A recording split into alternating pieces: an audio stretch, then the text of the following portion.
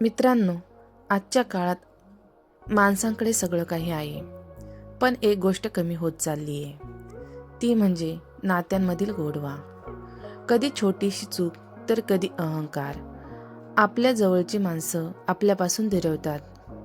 पण तुम्हाला माहीत आहे का, गौतम बुद्धांनी 2500 वर्षापूर्वीच सांगितलं होतं की कोणतंही नातं आयुष्यभर कसं टिकवून ठेवायचं.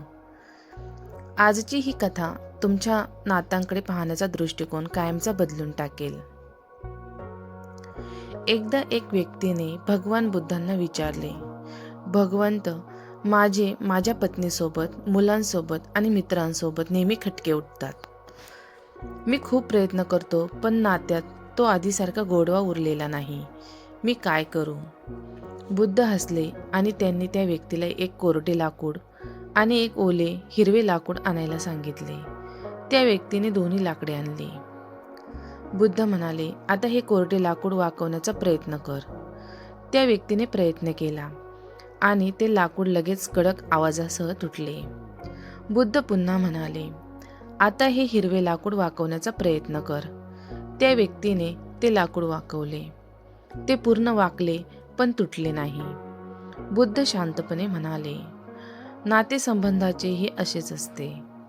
ज्या नात्यात कोरडापणा आणि ताठरपणा, अहंकार असतो, ते नातं थोडंही दबाव आलं की तुटून जातं.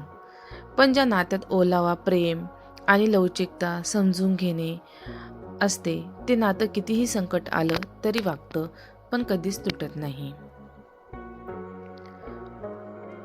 बुद्धांनी नात्यात गोडवा टिकवण्यासाठी 3 महत्त्वाची सूत्रे सांगितली आहेत. अपेक्षांचा त्याग. आपण समोरच्याकडून खूप अपेक्षा ठेवतो आणि त्या पूर्ण झाल्या नाहीत की दुःखी होतो. नातं व्यवहारावर नाही तर प्रेमावर आधारलेलं असावं.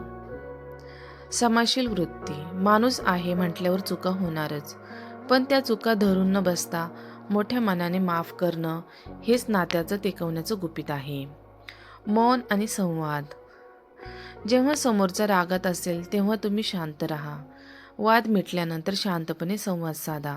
शांतता नात्यातील भांडणं संपवते.